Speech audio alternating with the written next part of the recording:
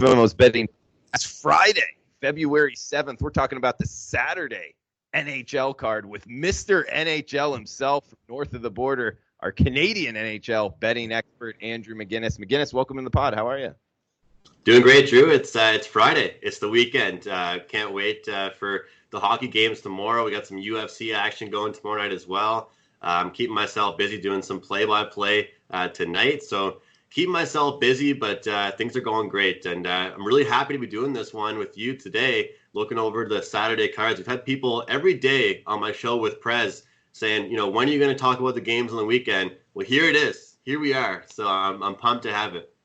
Yeah, the people spoke and we listened, McInnis. We're doing a Saturday NHL podcast, look ahead style, because some of the numbers are out, McInnis, but some of them aren't, I've noticed. And there is a game that we're going to be talking here that isn't Toronto-Montreal, so maybe we could do a little guessing lines on that one. But we'll go through and try to find more winners than losers, set the people up for good results here. Talking about 7 o'clock Eastern puck drop, first game up. Game number 6768, if you're following along at home, that's the rotation numbers. We got L.A.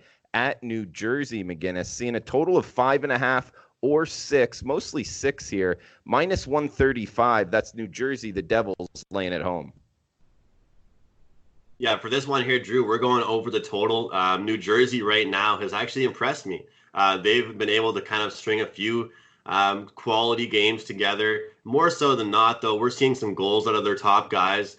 And this is a team that I was very, very high on at the start of the season, and they haven't really lived up to those expectations. Both these teams, on a large scale, they're an under team. I really, really think on a larger scale, but more importantly right now, in February, this LA Kings team has hit the over in 5 of their last 7 games.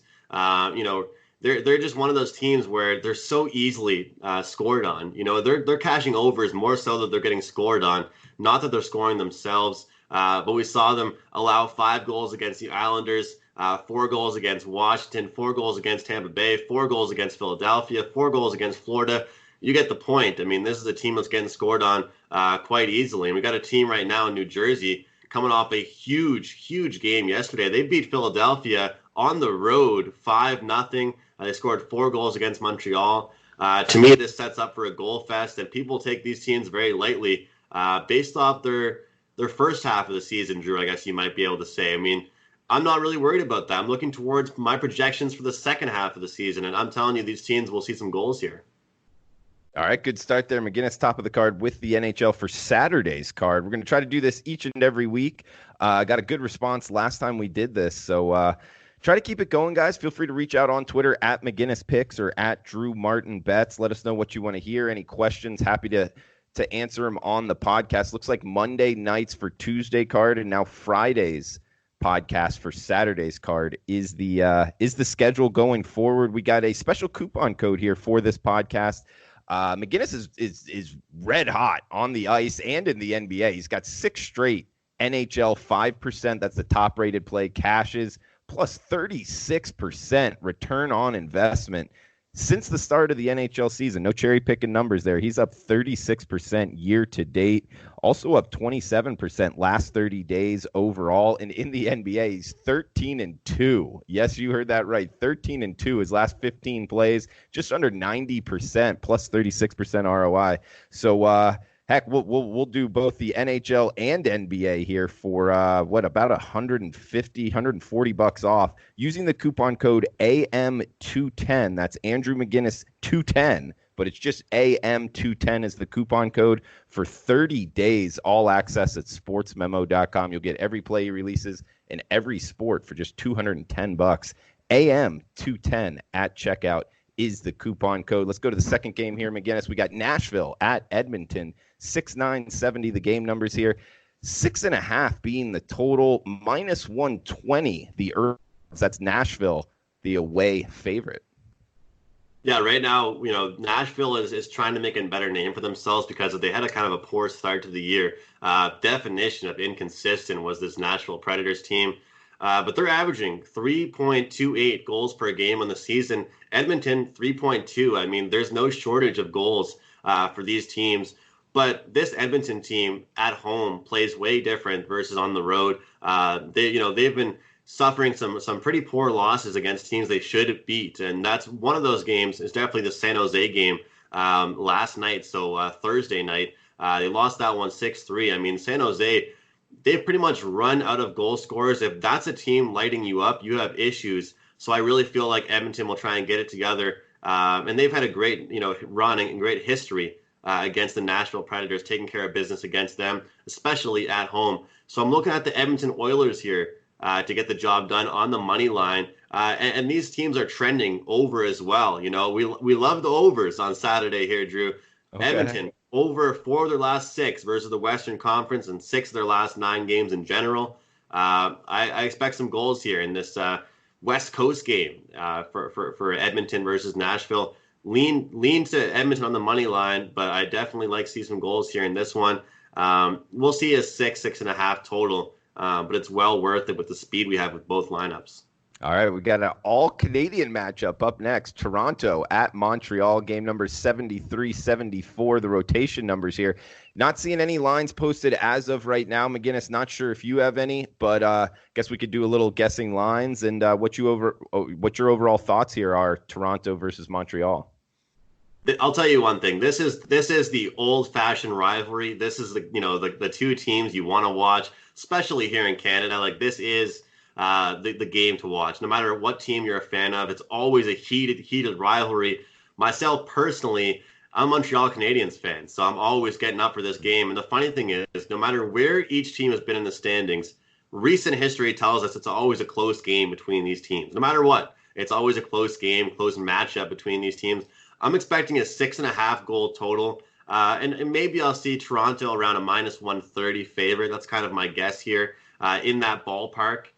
I'm looking at the over here, and I'm also looking at the Toronto Maple Leafs. As much as it pains me to say it, Drew, I hate backing the Leafs against my team. We're trying to make some money here, and this Leafs team has gone through a little bit of adversity. I mean, they couldn't stop a beach ball right now, it seems like. I mean, their defense is horrible. Their goaltending has been rough. They just picked up a new goaltender from the LA Kings, which we're going to find out tonight here, Friday night, if that's going to help them out at all.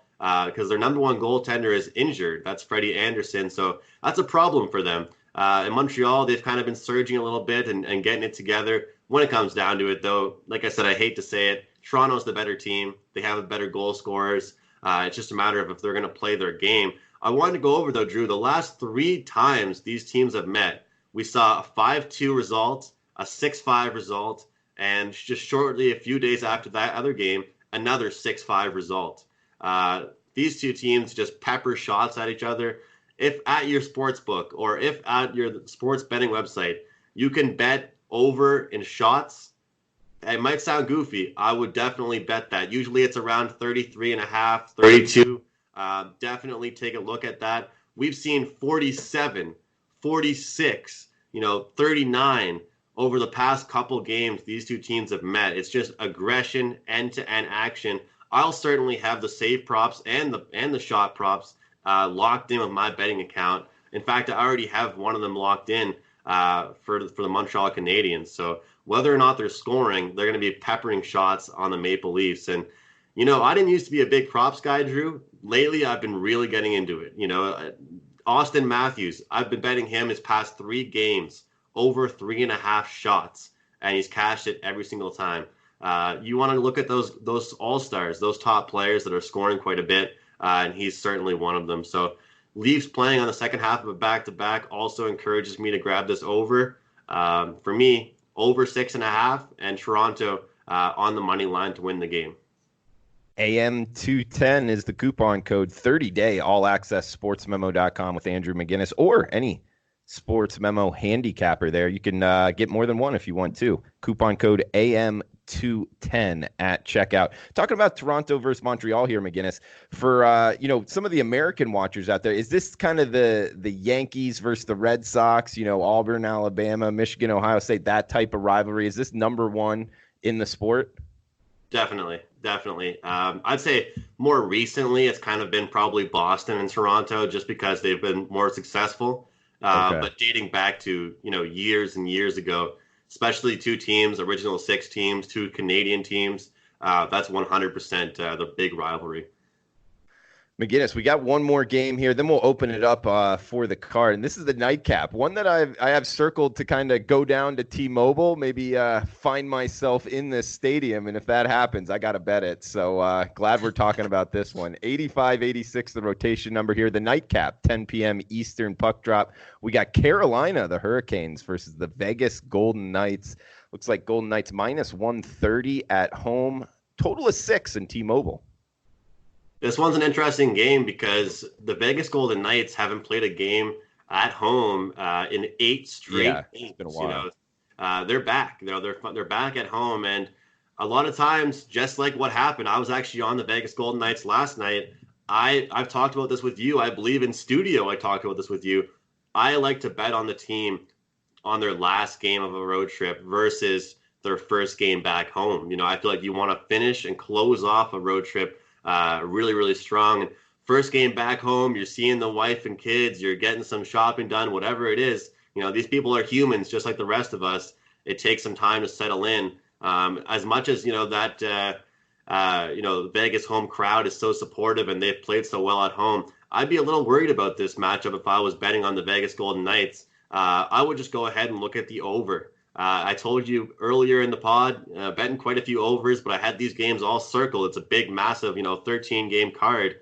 I strictly feel that this team at home, I believe right now, 5 of their last 6 games at home have gone over the total. Their last game against Carolina was just a week ago, and it was a 4-3 result. We saw a very messy end to that one, lack of defensive intensity.